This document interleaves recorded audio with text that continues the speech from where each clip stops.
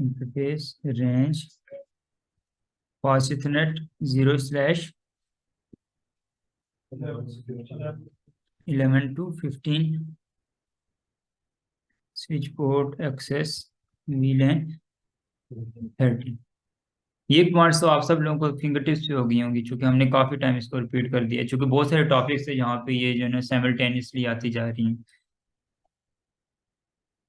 इसके बाद interface gigabit Ethernet 0/ यहाँ पे जो ये वाली है ये 0/2 है जो स्विच के साथ अटैच है, 0/2। तो स्विच पोर्ट पोर्ट ट्रंक। अब हम लोग शो विलियन करके देख लेते हैं।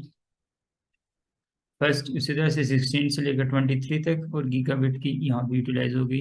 और वीलैन 10 है जिसमें फर्स्ट 5 पोर्ट्स, वीलैन 20 है जिसमें 6 से 10, और उससे नेक्स्ट ऑनवर्ड 11 से 15 तक वीलैन 13। यहाँ तक बात हो गई। ये वो चीज़ थी जो हमने इससे पहले ये काम सारे किए हुए थे, ठीक है। अब जो स्विच की जो पोर्ट्स होती हैं, याद रखना ये बाय डिफॉल्ट इनका जो मोड होता है ना, जैसे लेयर 2 का स्विच है तो इसका बाय डिफॉल्ट कौन से मोड में होते हैं, ये ऑटो, ठीक है।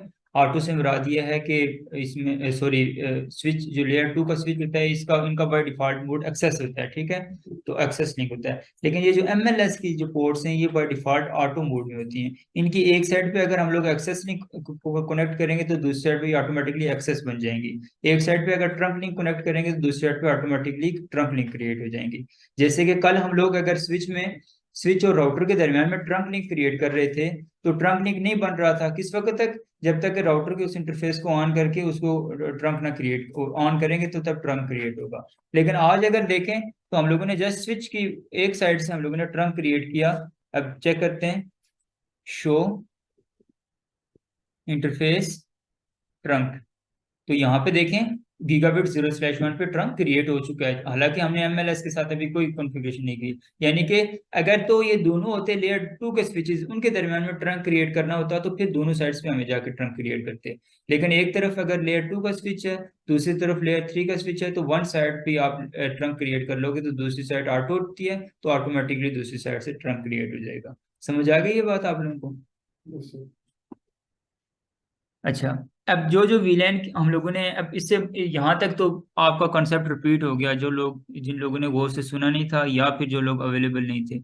इसके बाद अब एमएलएस में हम लोग क्या करेंगे, ये स्टेप्स हमारे न्यू जो हैं वो हमारे स्टार्ट होते हैं। एमएलएस में सबसे पहले हम लोग ये करेंगे कि जो इस एमएलएस की लैन में स्विचेज हैं उन स्विचेज के आगे लैन में जो वर्चुअल लैन्स बनी हुई हैं उन वर्चुअल लैन्स की जो आईडीज होंगी उन आईडीज को ऐड करवा देंगे एमएलएस में। यानी कि जैसे अभी हमारे पास 3 ही वर्चुअल लैंड्स बनी हुई है, वीलैन 10, 20 और 30।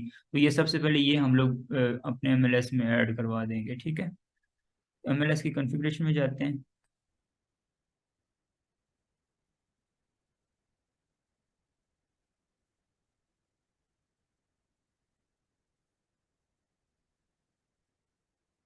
इसका होस्ट नेम हम लोग चेंज करवा लेते हैं MLS, मल्टी लेयर स्विच। इसी तरह से इसका नाम हमारे पास है स्विच 1, होस्ट नेम स्विच 1, और ये हो जाएगा स्विच 2।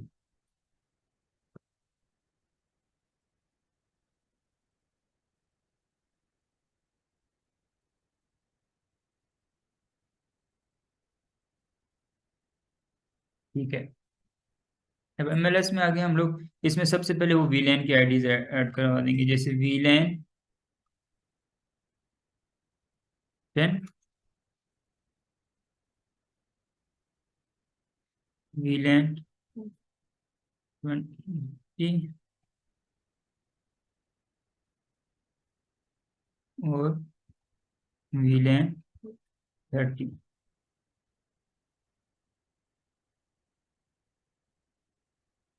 उसके बाद हम लोग चेक करते हैं क्या ये वीलैंस क्रिएट हो गई।